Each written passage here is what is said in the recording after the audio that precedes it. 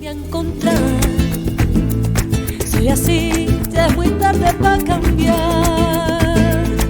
Yo no espero nada, vivo sin rumbo.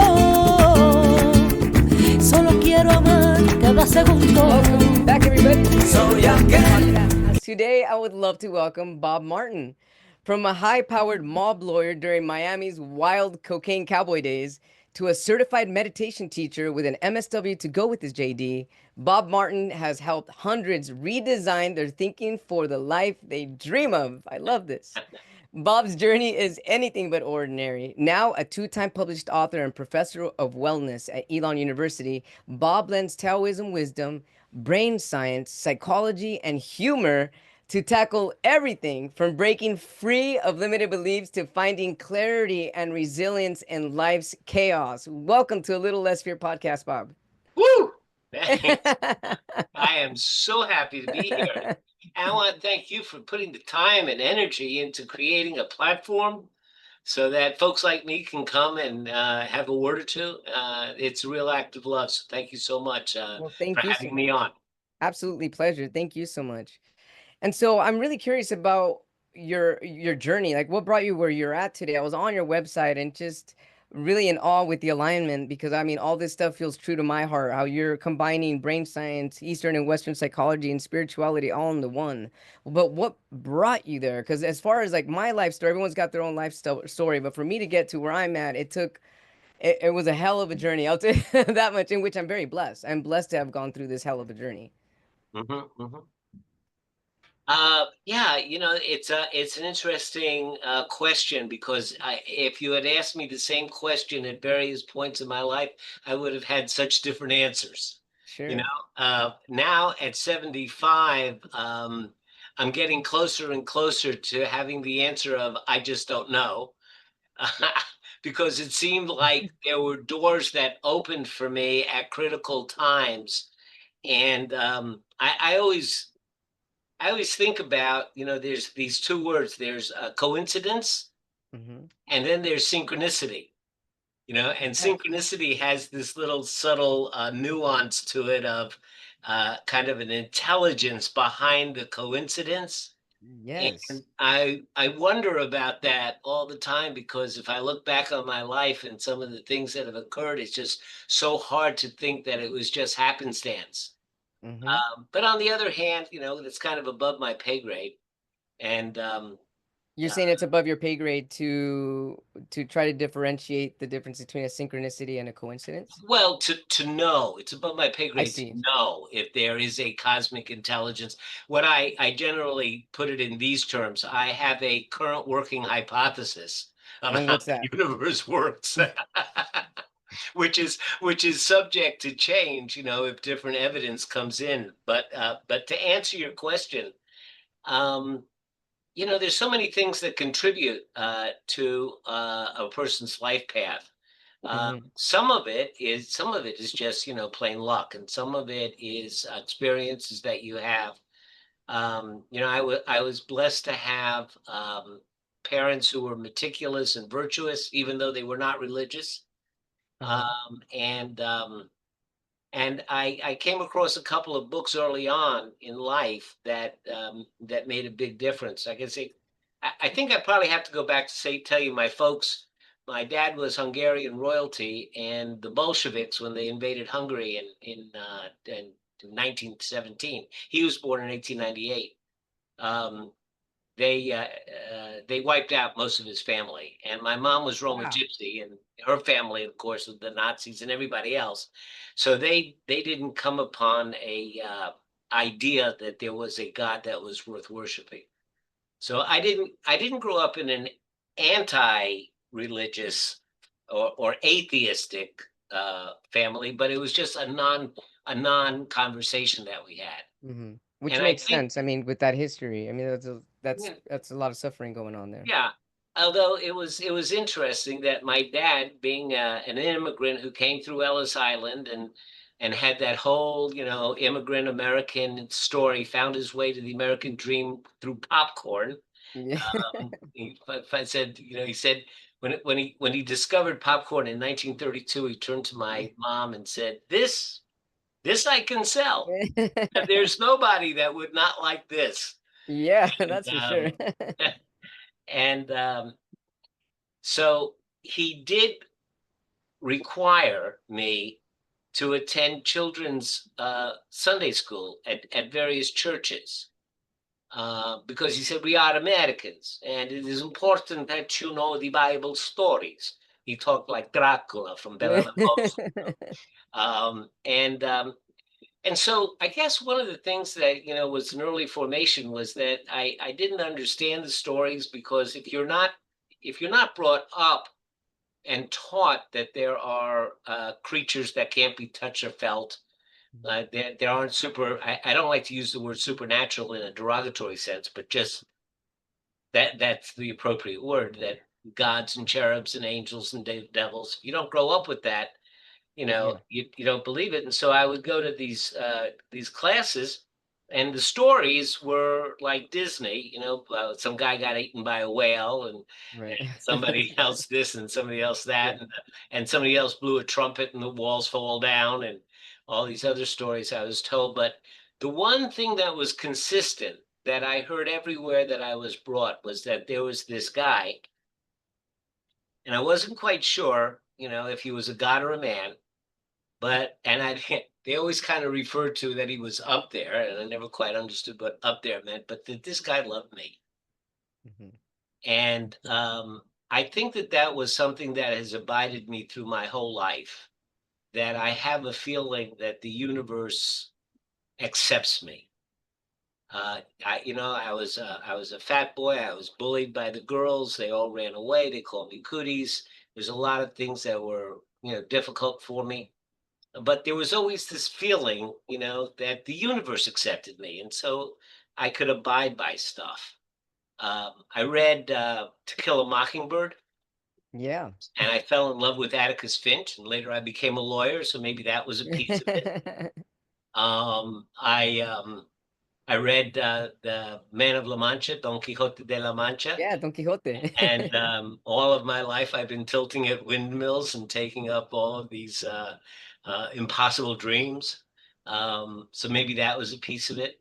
Um, and then things just mitigated and got me into law school. And it was one of those weird things.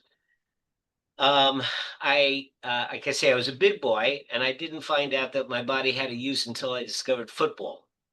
And then I found out that I had a use. My body had a use. But I broke my ankle in my sophomore year of college, and flunked out of college and became a hippie. And there was this one guy. I was always arguing about Nixon and Vietnam and Cambodia. Those were my years of my formative years. Mhm. And he kept telling me, you should go to law school. You should be a lawyer. You should be a lawyer. So one day this guy goes out and he gets a job. I don't know about it. And he earns some money, and he goes to the post office and he buys a money order made out to the Educational Testing Service for $350, which is the entrance fee to the law school aptitude test. And he comes and he gives me this uncashable, unredeemable check. It's Wow. only good for one purpose. He says, you should be a lawyer, go take the test. That's amazing. That is amazing. That's And then, synchronicity, not a coincidence. yeah, yeah. And then the other crazy part about it is he was a heroin addict. And the day I got accepted to law school, one law school took a chance on me. The day I got accepted, he went clean. He stayed clean all through law school. And 3 days after I was sworn in, he met some chick and they decided to shoot up, and he forgot that his tolerance had gone down and he overdosed and died. Oh, so sorry. But he was my angel. So Absolutely, your angel.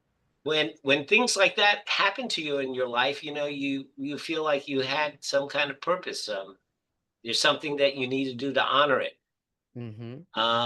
And my father was an honorable man, and so honor and trust and loyalty were important things to me. So there was John. His name was John.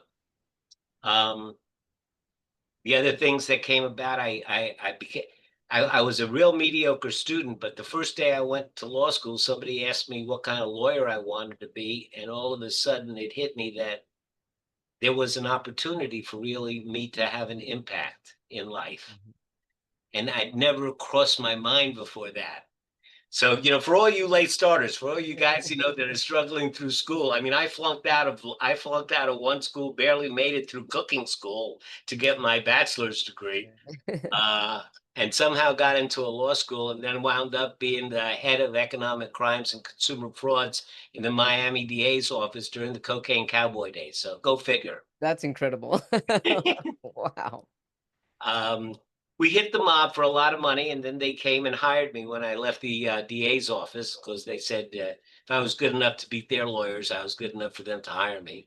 Yeah, I bet. I became a mob lawyer for a while, and here's where the transformation really came about.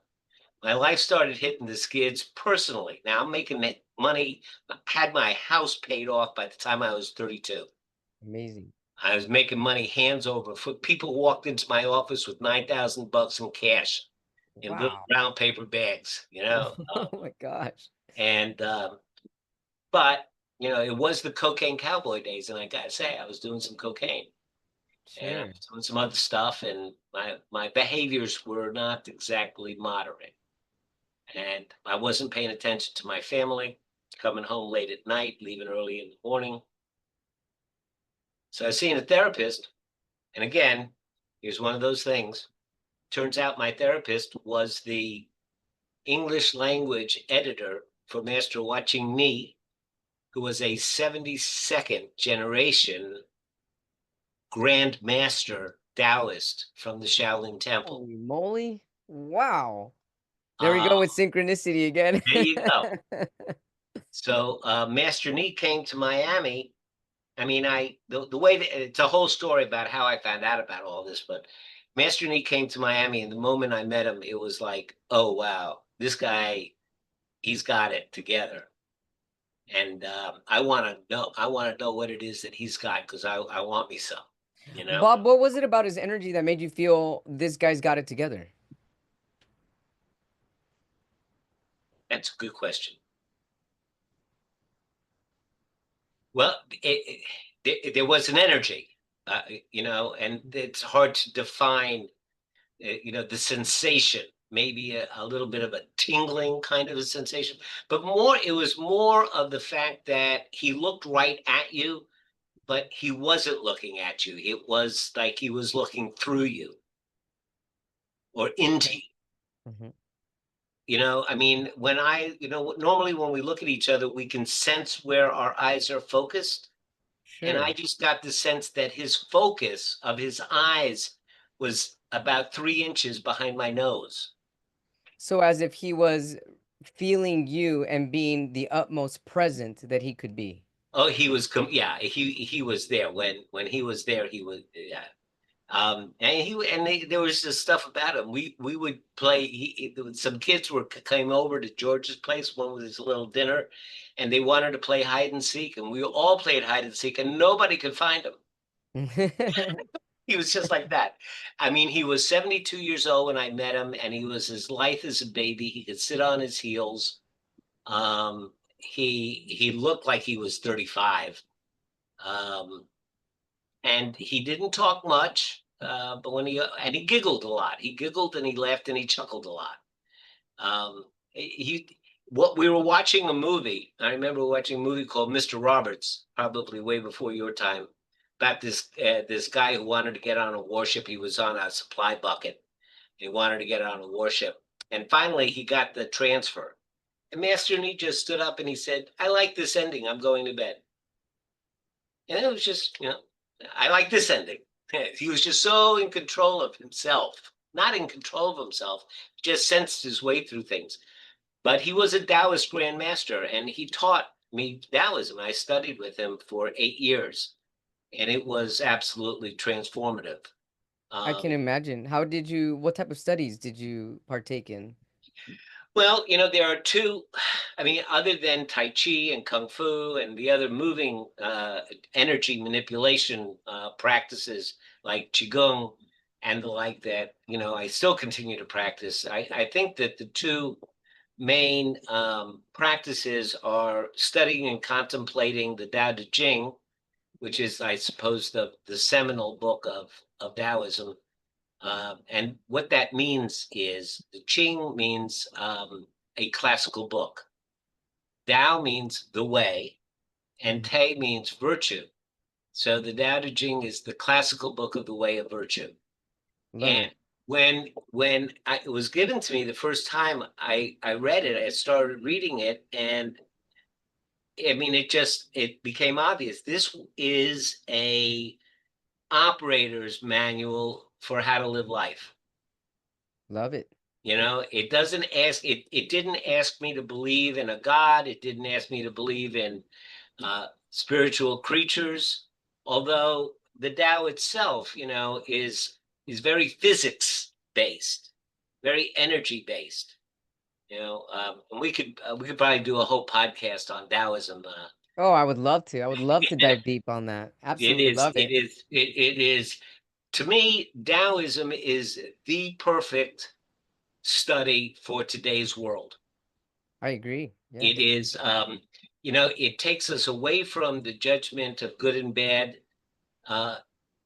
Taoism has a positive and a negative in it, Mhm. but the positive and negative are like the poles of a battery. They're simply opposites that allow energy to flow.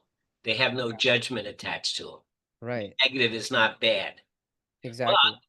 as human beings, when we feel negative energy, it's uncomfortable and prickly. Yes. And so that's necessary to motivate us to get things done. On the positive side, it's comforting. And that is positive because that's helpful because it gives us goals and desires. And it's the balance of those two things, that give us a life that's effective and efficient. So the study of the Tao Te Ching and then the practice of the I Ching, which is the classical book of changes, which basically says that all of life is cyclical. Days turn to night, night turns to day.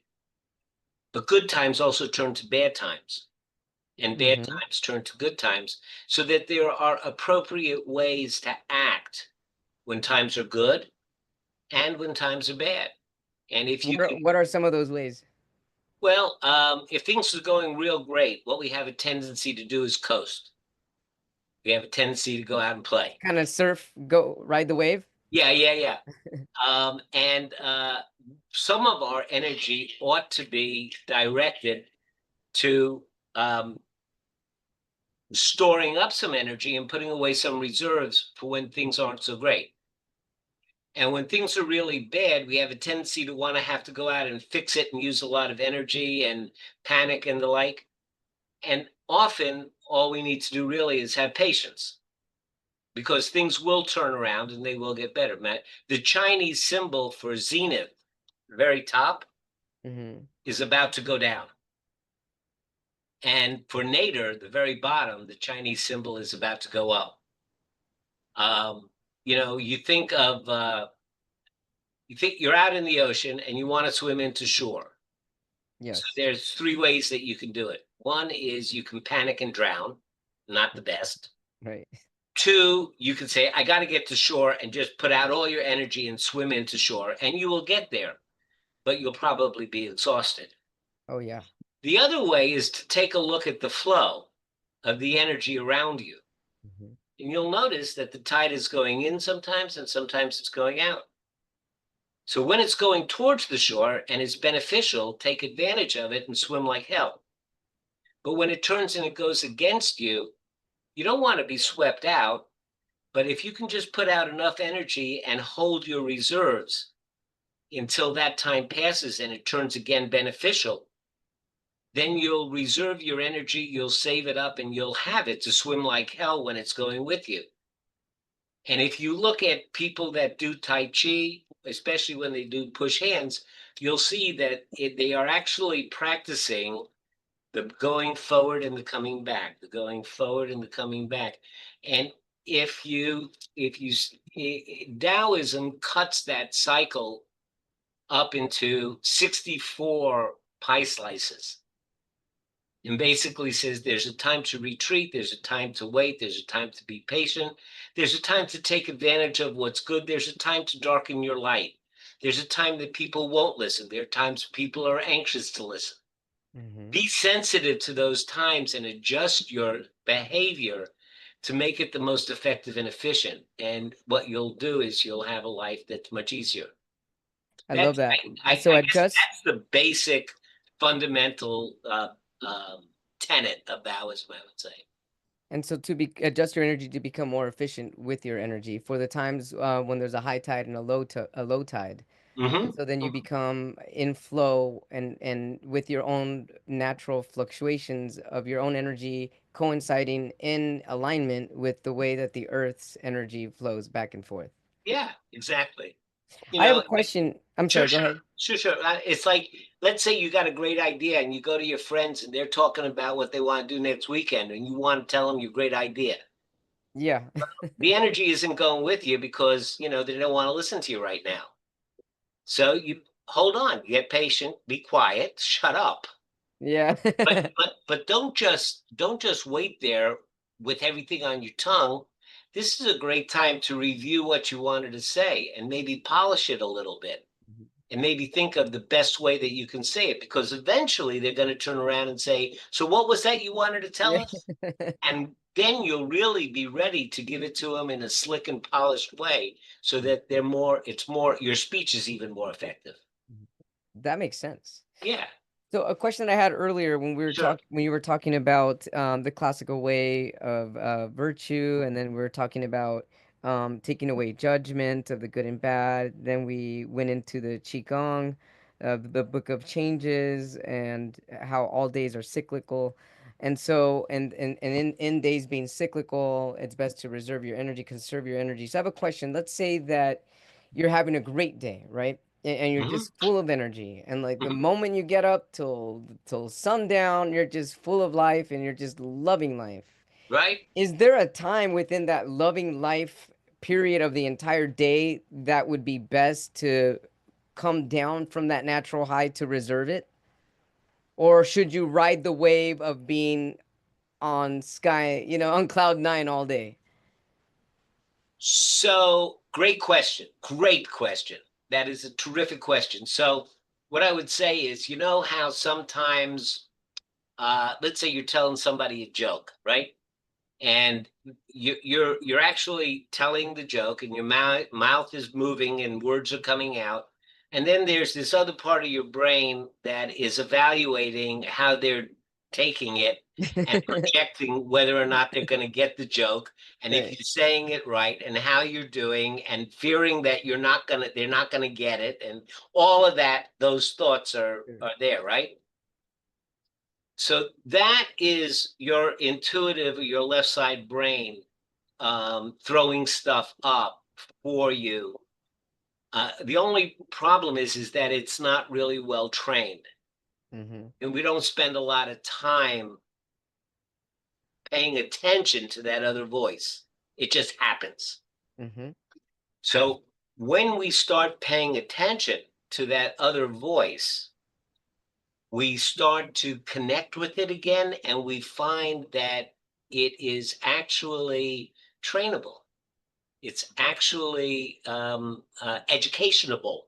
You can Yes. you can be there and cultivate it. That's the word I want to use. You can actually cultivate that voice, and that's what meditation does. And so, to answer your question, it's a great day. You're having a wonderful time. But if you have spent a little time cultivating your intuition, you might get a little antenna buzzing saying, am I being excessive? Am I doing Sure. too much? Is there anything that I'm not paying attention to? And Mhm. maybe it'll say, no, everything's good. Go have a good time. But at least, you do have that little antenna that's going to, kind of vibrate a little bit and give you a little bit of a moment to, you know, step back and evaluate. Mhm. And, with the cultivation, with spending time with your thinking and the like, that becomes much more accurate and much more reliable and much more trustworthy. So Yes. so for me, these days in my life, I pretty much depend on it. If I'm in a group and speaking, I get that little tingle. I've said enough. Right. I'm monopolizing, or I want to say something. I give that little tingle. It's not necessary, Hmm. and the like. So it just like everything else in life, you become habituated, um, Yes. and that second sense, your intuition, can be cultivated. Absolutely love that. And it's not hard to do. It's just people have a misconception about how it's done. People, the moment somebody hears meditation, they think, oh, that's about quieting your mind and stilling your mind. And I Mhm. can't do that because I tried it once and I Oh sat yeah, down. I hear that all the My time. mind went crazy. Yeah, right. Yeah, well, Yeah. you're a meditator. And everybody says that. And as a teacher, one of the first things we go over, and one of the nice things about the way that I teach meditation is that the folks that do created this Koru method. Um, I'm sorry. That's okay. They created this Koru method as a way for Westerners to learn meditation quickly. And I mean, nobody's going to come for 2 years and sit for, an hour once a week with our group and walk 20 minutes and drop in and come for 2 years and you'll get it. And nobody, Western mind's not going to do that. Right. So Uh, what is the Koru method? so the Choral method is a 5 week, 1.5 hour lesson a week, but they developed a digital infrastructure that works with your phone and my computer. And I have a dashboard on my computer. And so we meet for an hour and a half. I teach you maybe teach you breath awareness and body scans. Okay. So now you go back for the week, and on your phone are the guided meditations for the body scan and the breath awareness. But where the magic comes in is that after you practice your 10 minutes, so the deal is give me 1.5 hours a week and 10 minutes a day for 5 weeks. And I promise you, you will know what meditation is. Oh yeah. And so that's finite, it's understandable. I know what my commitment is. But after you do your 10 minutes, a little log pops up on your phone. And you can either dictate or type in your reflection on what the 10 minutes was. And the reflection might say, it was a terrible meditation. My mind went crazy. All I could do was think about the dog barking next door. Hate that dog. And all I could think about, I hate it. And here I'm not supposed to hate anybody. I'm supposed to love everybody and blah, blah, blah, blah. So this is the reflection I get. That comes to my dashboard. And every morning I get up at 4 o'clock in the morning and usually I have anywhere from 17 to 25 students. And I will read every single one of those and respond to it. And it goes back to their phone. And before they meditate the next day, before they spend their 10 minutes in practice the next day, they get my feedback. Wow, that's incredible. So my feedback might be something like, whoa, you say it was a terrible meditation. I think it was great. Look at all the stuff you noticed. Look at the fact that you noticed the dog barking, but then you noticed that you noticed the dog barking. Right. You also noticed what came up for you with that. You also noticed that you felt that you weren't meditating, and you noticed that you had a sensation of anger. So I might then say, I wonder, where was it in your body that you felt that? Was it in your cheeks, or was it in your thing? Was it here? Was it there? And the like, and go back and say, good job, just keep noticing. Or they'll Hmm. say, I couldn't focus. This big thing for the first 2 weeks. So I couldn't focus. I lost my Yeah. concentration, my mind. And then I explained to them, but that's what our minds do. Our minds wander. And then it's not that we can't keep the focus, it's not keeping focus that heals our minds. It's noticing when your mind wandered and returning and beginning again. Hmm. And every time you begin again, you're basically saying to yourself, I can do this. You're building up your sense of self-efficacy. You're strengthening your self-perception of who you are. So if your mind doesn't wander, you can't build up that strength. So good job. And so Yeah, they get excellent. that kind of coaching every single day.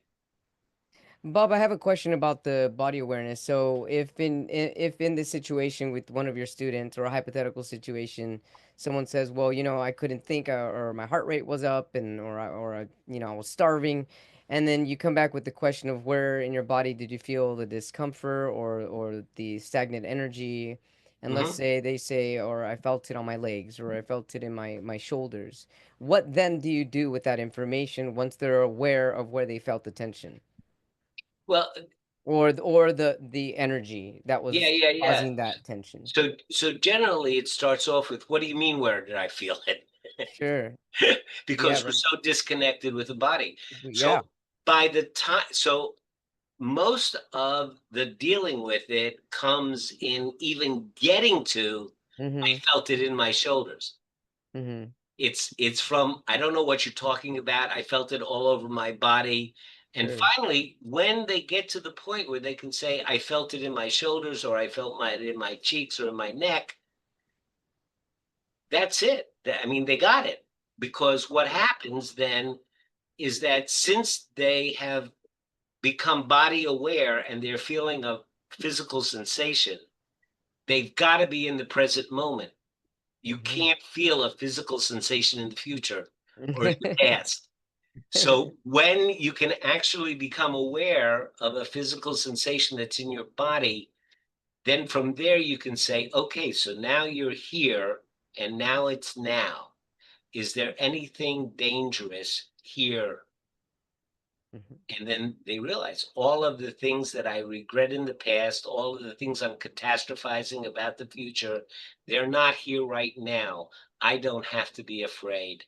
I don't have to be stressed right now. Right. And the That's more they incredible. go through that practice, the more they become practiced at it. Yes. Then they could become masters of their own sensations. Right. And so, in becoming aware of someone's body sensations, body awareness, then that brings someone to the present moment. And Hmm. even that is purposeful and impactful because that is a way to connect with your mind, body, and soul spirit. And Yes, that's yes. also a way to meditate. It's not always going to be sit in silence with nothing on your mind. Being Never, present and hardly ever noticing. is. Yeah, Right? Yeah, hardly exactly. ever is. Exactly. And so, Bob, once you were learning kung fu and you were learning about qigong and Taoism, what brought you into combining everything and being a mindfulness practitioner at a university? How did you combine all of that? Well, I was a lawyer for 40 years, and then so when I got to North Carolina, there's not a lot of Taoists in North Carolina, um, but there are Buddhists, and so I started attending to Buddhist ceremonies and services and the like, and getting to know a group of friends. And Taoism isn't very meditative; it's more contemplative and it's more energy and movement. Whereas Buddhism is much more meditative. And so now, I was introduced to meditation. And just like most people, I went through a few years of fits and starts and starting and stopping and saying, I got to get back to it. And I feel better when I do it. So why don't I do it? And, all Sure. that Yeah. kind of stuff. And then I got a coach, and the coach really helped a lot. There was some accountability, and he cared for me, and he told me that the magic, it's not about quieting your mind. Oh, okay. So I started to have a steady practice, and then they asked me to undergo the certification for teaching, and I did. But I was still lawyering, doing mostly public service work at this point now, when I came to North Carolina. And uh, so, I remember when I went through the certification, when I was going through those silent retreats that we went through, and I was sitting there thinking that I was going to go out and change the world, I'm going to get my certification, change the world. And I found it was a pretty hard conversation, somebody overhears, oh yeah, I teach meditation. They go, oh, I need meditation. That's what I need because I'm so stressed out and everything else. I said, are you willing to, practice 10 minutes a day? Oh, I don't have time for that. You know? Yeah, So, almost everyone's that's their go-to. They don't have time for 10 right, minutes. right. Right. And when I always, it's time and money, and one of the things, if I do go that far with folks, I would generally say, if your uncle in California died, all of a sudden you'd find time and money. Oh yeah, So right. it's not about time and money, it's about priorities.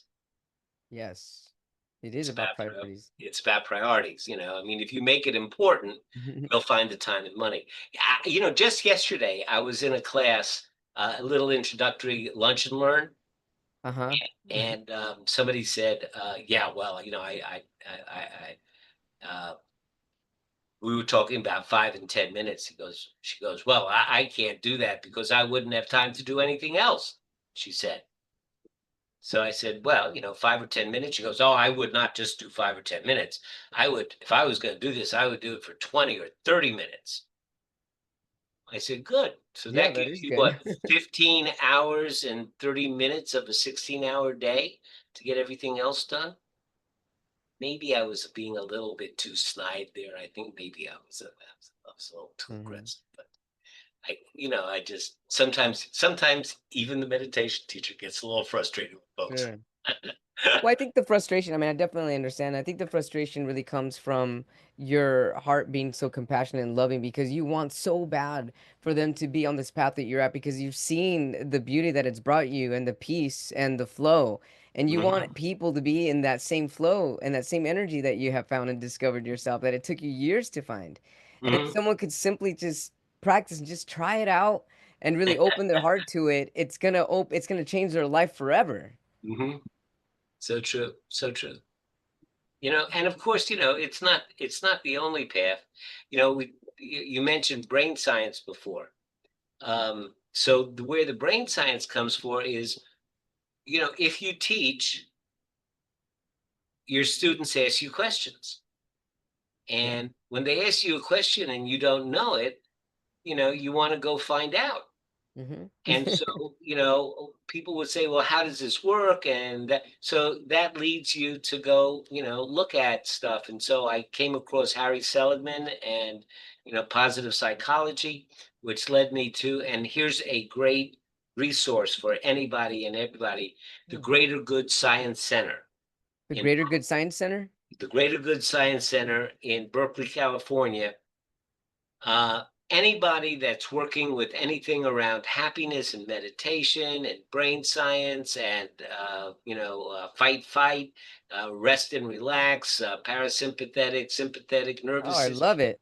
any of that stuff is going to go through the Greater Good Science Center.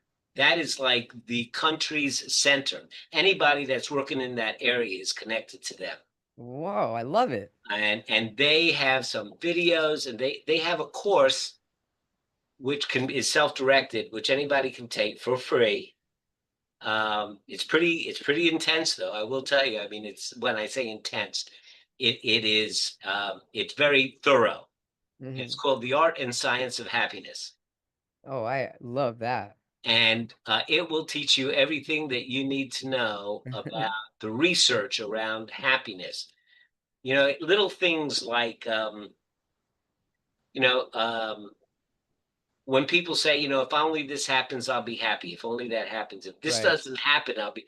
So they did an experiment, and they did lottery winners, and they did professors looking for tenure. No. Okay, Sounds and like me. the professor would say, if I get tenure, it's going to be the best thing in my life. It's going to be more wonderful. If I don't get tenure, it's going to be terrible. I don't know what I'm going to do with my life. I'll probably commit suicide. And lottery winners, and they found that both the tenured professors, whether they got tenure and their base level of happiness increased, or they didn't get tenure and it decreased, within 3 or 4 months, it came back to its base level. Mhm. Lottery winners, same thing. The Sure. only time they found that it was different is if people turned around and passed it on or passed it forward. Like Mhm. lottery winners used their money to create something that was long lasting, enduring, and beneficial. Makes Their sense. base level of happiness raised and stayed higher. And so there's that.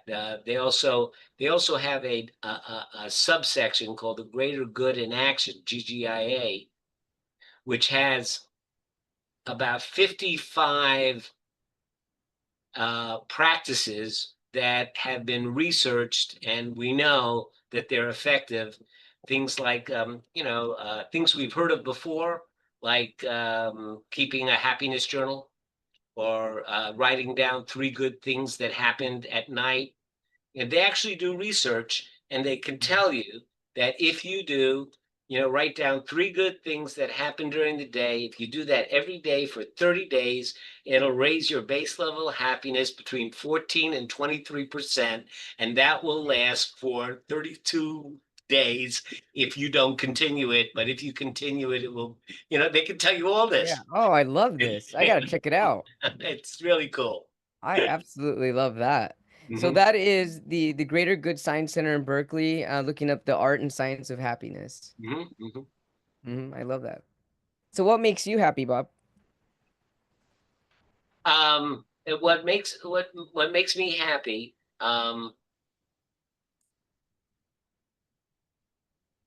is loving my wife.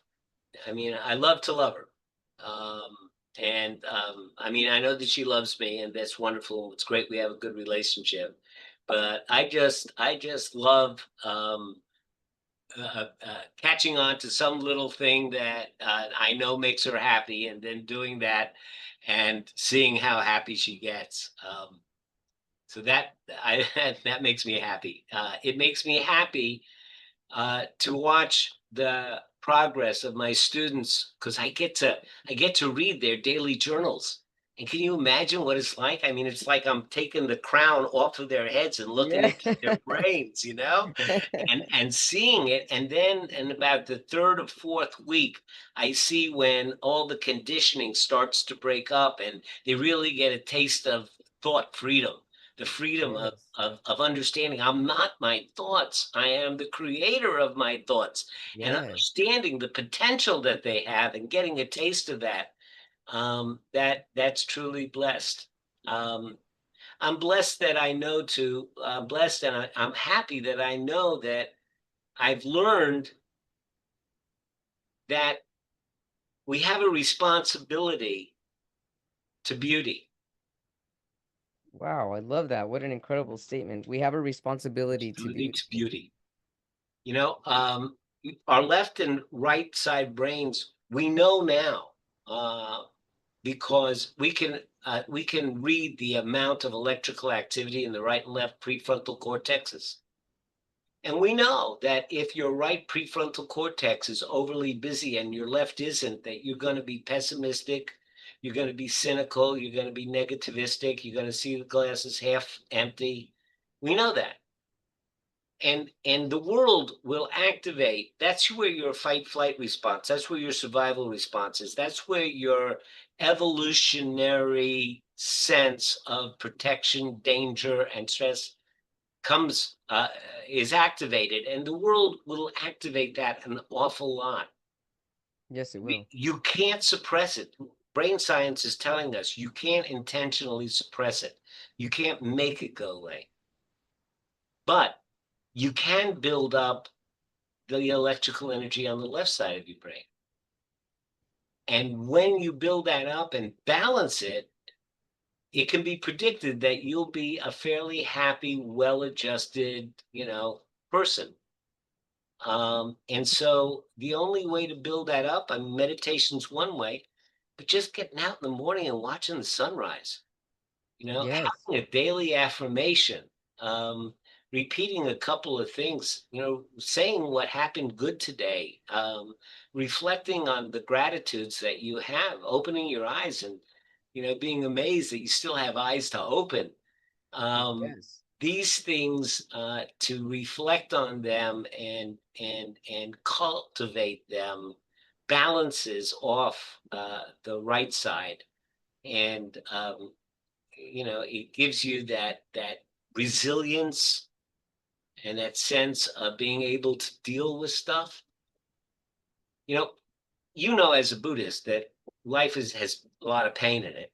Oh I yeah. mean, that's the main teaching, but it's not about the pain. It's about increasing your tolerance to pain. You take a look at somebody who has very little tolerance to discomfort. They get a rash, and there's a Oh whang, yeah. whang, whang, whang, or they get a little cut, and it's, oh, it hurts, ow, and then you look at other people get the same cut, they go, oh, okay, they put a little Band-Aid on, they go on. Right. So it's not that their pain level is different, their tolerance to pain is different. Mm-hmm. True. And the secret to being happy in life is not working to avoid the pain or distract yourself from discomfort, but to learn to be with it and to tolerate discomfort. I mean, the word compassion Mm-hmm. comes from two Latin roots: come, to be with, and passion, like the passion of Christ, suffering. So Mm-hmm. compassion doesn't mean to fix or cure or help. It just means the ability to be able to be with, to sit with discomfort, either your own, or someone else's. Mm-hmm. A person that has cultivated compassion easily can attend a funeral of a friend and talk Yeah. to the parents and just sit with them because they can tolerate the discomfort of it. Somebody that doesn't have that tolerance will come, check in, and leave, or not come at all. Yes. You Oh, know. I that resonates deeply with me for sure. hmm So I have a question. So on your yeah, website, thanks so much for all this sure, sure, incredible sure, information. I feel like sure, we sure. can have multiple Oh, we podcasts could on talk for all a these while. topics, Yeah, it's yeah, yeah, yeah. compassion and it just absolutely love it. So on your website, you quote, you say that every morning you ask yourself, have I done enough? Mm, yeah, What does that mean to you?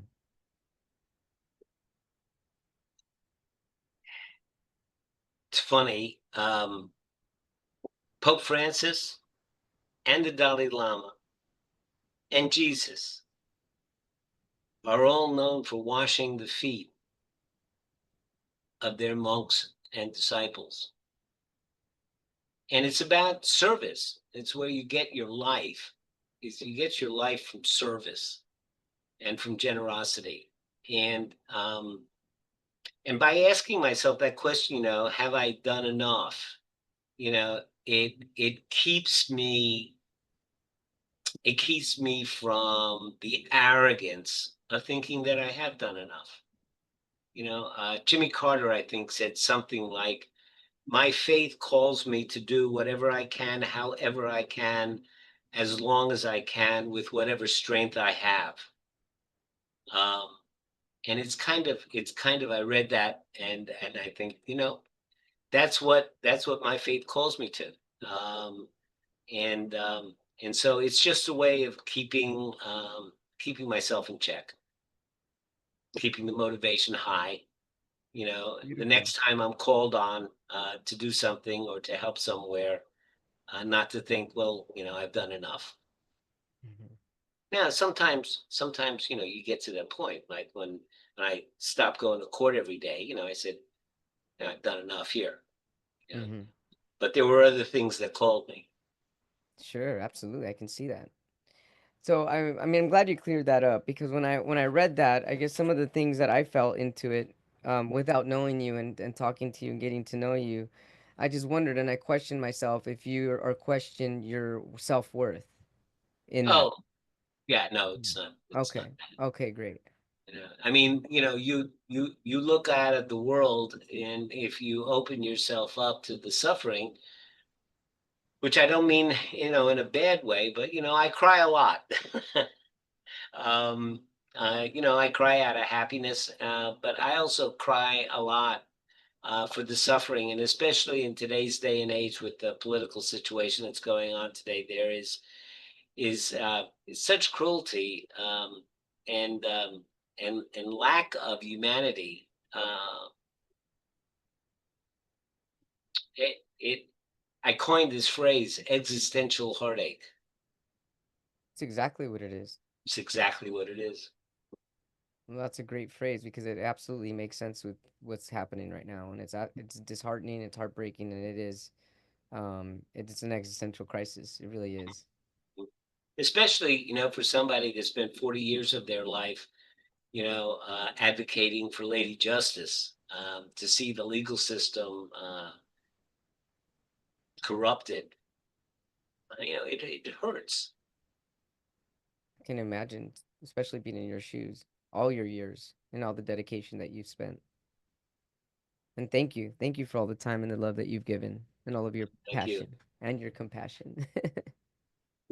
So, Bob, I have a poem that I wrote that I'd like Oh, to read yes, to you. yes, yes, yes. I'm anxious to hear it. Awesome. Thank you. So, I wrote this poem dedicated to Bob Martin's energy. And so here it goes. Thank you so much for listening. Bob Martin. As I dance within the rhythm of shooting stars and collect cosmic dust as my confetti, I cheers a cup of water to the galaxies as I sip to the gratitude that energy is always existent, and a Mm. blessing is given with every connection to earth, to sing like the wind, to be carried through the canyons and the whispers of my ancestors, to be one with all and all with oneness. I am now, I am yesterday, and I am tomorrow, ever so bright, to guide you, to grow, to show, to and fro. And there it is.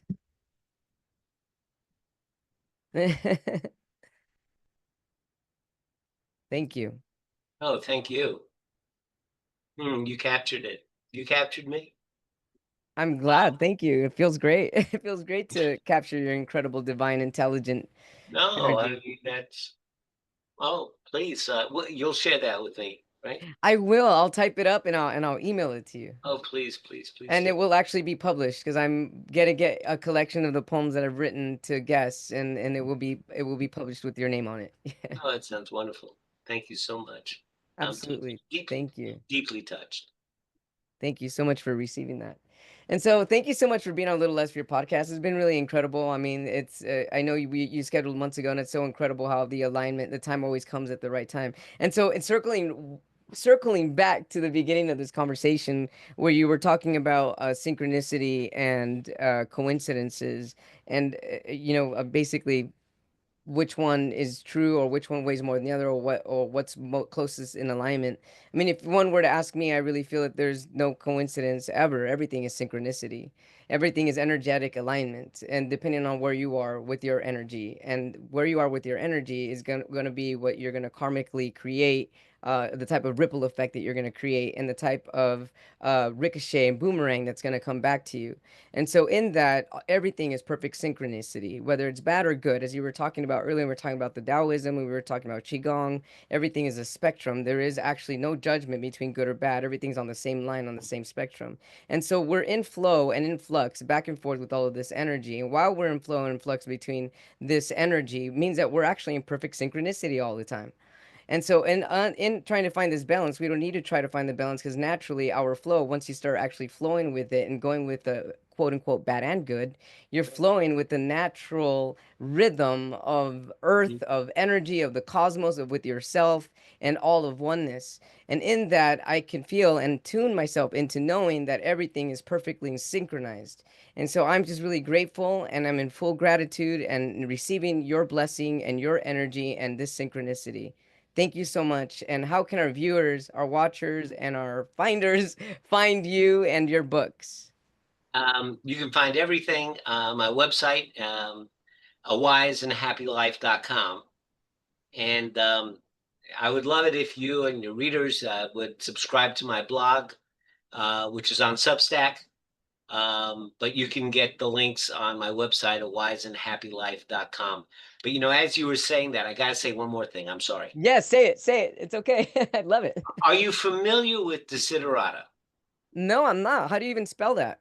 Desiderata. What is desiderata? Desiderata is a poem that allegedly was found on a 16th century church wall, but really that it was written by somebody named Max somebody. During the 60s, Desiderata was like the hippie Bible. It is a short read, but it has all of life's lessons on one page. Oh, wow, I can't wait to and check it and out. and it says things like, mm, listen to everyone, for even the poor and the foolish, they have their say. Oh, yeah. It goes on and on, but one of the things that it most reminds me of, based on what you were saying, it was, um, you are like the trees and the stars, a child of the universe. And whether you understand it or not, the universe is unfolding exactly as it should. Absolutely. Yes. So that's in there, and that's what it reminds me. But you can find it easy. Just Google Desiderata. You'll read it and you'll be amazed. How did I ever not see this before? But I teach college sophomores, and nobody in that generation has ever heard of it. And I always give them a copy at the end of the class. That's beautiful. That's incredible. Thank you so much for sharing. Everybody, Bob Martin, www.awiseandhappylife.com. Thank you so much, and looking forward to keeping in touch with you. Wishing you love, light, and blessings. Absolutely. Thank you.